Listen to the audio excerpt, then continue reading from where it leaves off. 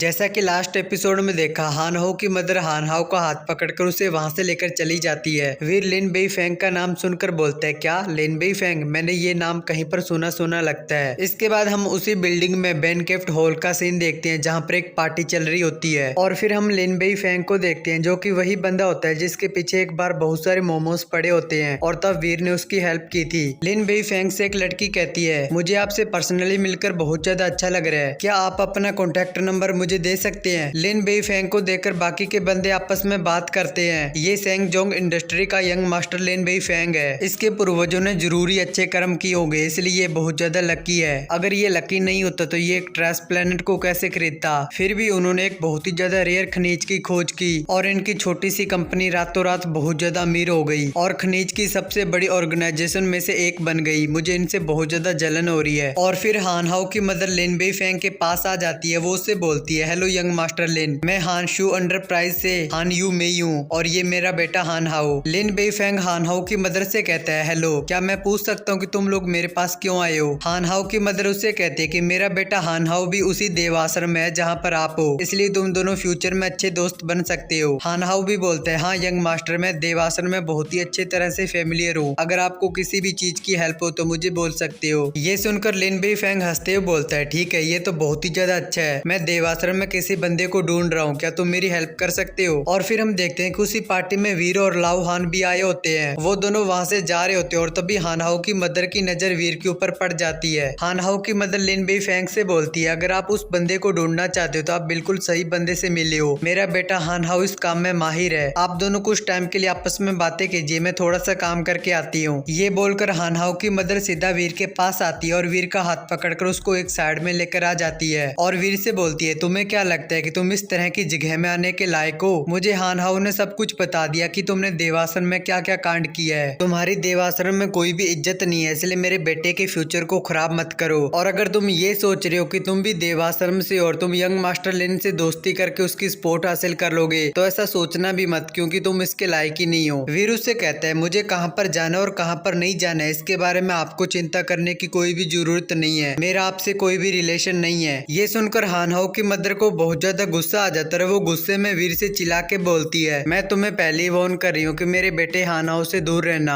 हान हाओ की मदर की चिल्लाने की आवाज लिन बेई फेंग भी सुन लेता है। वो हान हाओ से बोलता है, मुझे लगता है कि वहाँ पर कोई लड़ाई कर रहा है, और वो पीछे देखकर इशारा करता है। लिन बेई फेंग जैसे ही पीछे देखते है तो वो हैरानी से बोलता है, ये तो भाई वीर है, और वो भागकर जाता है और वीर को गले से लगा लेता है और वीर से बोलता है, भाई वीर, क्या ये तुम हो? फाइनली मैंने तुम्हें ढूंढ ही लिया, तुमने मेरी जान बचाई थी और मैंने तुम्हें कुछ पैसे भी देने थे, तुम्हें ढूंढना बहुत ही ज्यादा मुश्किल था, और जब मुझे पता चला कि तुम देवाश्रम से हो तो मैं भी देवाश्रम में आ गया। वीर और लिन बेई फेंग को देखकर लाओ हान वीर से बोलता है, क्या यंग मास्टर लिन को तुम्हें पैसे देने और तुमने इसकी जान भी बचाई थी, आखिर चल क्या रहा है? बाकी सभी लोग भी आपस में बात करने लगते हैं, क्या उसने यंग मास्टर लिन की जान बचाई है? उसकी किस्मत तो सच में बहुत ज्यादा अच्छी है, वो तब सीधा ही अमीर बन गया है। ये सब सुनकर हान हाओ और उसकी मदर भी बहुत ज्यादा हैरान होते हैं। वीर लिन बेई फेंग से कहता है, मुझे माफ करना, लेकिन मुझे इस तरह की जगह अच्छी नहीं लगती, अगर तुम्हें बात करनी है तो हम इसके बारे में बाद में बात करेंगे, फिलहाल तो मैं यहाँ से जा रहा हूँ। वीर की बात सुनकर लिन बेई फेंग वीर का हाथ पकड़कर बोलता है, भाई तुम कहाँ पर जा रहे हो? बाहर मेरी गाड़ी खड़ी है, मैं तुम्हें छोड़कर आता हूँ। वीर उससे कहता है कि नहीं, इसकी कोई जरूरत नहीं है, तुम्हारे ऑफर के लिए थैंक यू। और फिर लिन बेई फेंग वीर को बाय करते हुए बोलता है कि भाई वीर, फ्यूचर में हम फिर से मिलेंगे और मैं तुम्हें फॉलो करूंगा। ये सब देखकर पार्टी में सभी लोग आपस में बात करने लगते हैं, आखिर वो बंदा कौन है जिसकी यंग मास्टर लिन इतनी ज्यादा रिस्पेक्ट कर रहे हैं? वो देखने में कोई नोबल फैमिली से तो नहीं लग रहा है, लेकिन यंग मास्टर लिन ने बोला है कि उसने उसकी जान बचाई है, तो वो कोई नॉर्मल बंदा तो नहीं हो सकता। और फिर हम वीर और लाओ हान को देखते हैं। लाओ हान वीर से बोलते हैं, भाई वीर, तुम तो बहुत ज्यादा पॉपुलर हो गए, मुझे भी बताओ तुमने यंग मास्टर लिन की जान कैसे बचाई? वीर उससे कहते हैं, इतनी जल्दबाजी मत करो, ये एक लंबी कहानी है। लिन बेई फेंग को वीर की इतनी ज्यादा रिस्पेक्ट करते हुए देखकर हान हाओ और उसकी मदर को बहुत ज्यादा गुस्सा आता है। हान हाओ की मदर मन में सोचती है, वो कमीना लिन बेई फेंग की सपोर्ट लेने के लिए आया था। हान हाओ मन में सोचता है, मैंने तो सोचा था कि वो कमीना सिर्फ लड़कियों के ऊपर भरोसा करता है, लेकिन अब उसे एक और सपोर्ट करने वाला मिल गया है, मुझे उस पर बहुत ज्यादा गुस्सा आ रहा है। इसके बाद हम बाहर सिटी का सीन देखते हैं जहाँ पर वीर जा रहा होता है। वीर मन में सोचता है, मैंने सोचा नहीं था कि मैं लिन बेई फेंग से फिर से मिलूंगा, और वो तो बहुत ज्यादा अमीर है, इसलिए मुझे इस बात की टेंशन तो नहीं है कि वो मेरे पैसे मुझे नहीं देगा। लेकिन तभी एक बिल्डिंग के ऊपर एक बहुत तगड़ा ब्लास्ट होता है, जिसे देखकर वीर हैरान होता है। वीर भागकर उस बिल्डिंग की तरफ जाने लगता है। वहाँ पर सभी लोग डर के उस बिल्डिंग से दूर भाग रहे होते हैं। वीर मन में सोचता है अगर मैंने ध्यान से देखा है तो वो आग का गोला एक फ्लाइंग व्हीकल है और इस तरह के फ्लाइंग व्हीकल बस सूरा रेस के पास होते हैं। इसके बाद हमें सूरा रेस के बारे में बताया जाता है। सूरा रेस इंसानों के सबसे बड़े दुश्मन है और ये दिखने में ऑलमोस्ट इंसानों की तरह दिखते हैं। ये अपने फेस के ऊपर एक मास्क लगा कर रखते हैं और इनके सिर के ऊपर एक सींग होता है और उसी से इनकी पहचान होती है। इनके सींग 4 रंग के होते हैं, काले, सफेद, गोल्डन, पर्पल। काले सींग वाले सूरा आम होते हैं और सफेद रंग वाले सूरा एलीट होते हैं, गोल्डन सींग वाले एस्ट्रोक्रेट और लास्ट में पर्पल सींग वाले रॉयल होते हैं। और इनका खून हम इंसानों की तरह लाल नहीं बल्कि हरा होता है। सदियों से स्पेस में इंसान इन सूरा से फाइट कर रहे हैं, लेकिन स्टार्टिंग में इन सूरा की फिजिक बहुत ज्यादा थी, इसलिए इंसान इनके खिलाफ हार रहे थे, जिससे इंसानों की फिजिक में बहुत ज्यादा